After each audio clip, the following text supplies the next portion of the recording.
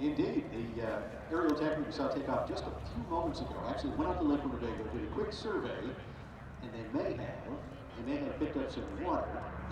They'll drop you, like you said earlier. Captain Miles King is in control. He's first officer Captain Jim Visser.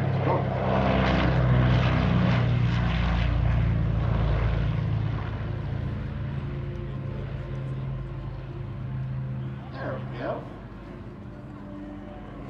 Now we're going to see this airplane in the British Aerospace 156 that we're going to land in just a moment, along with C-130.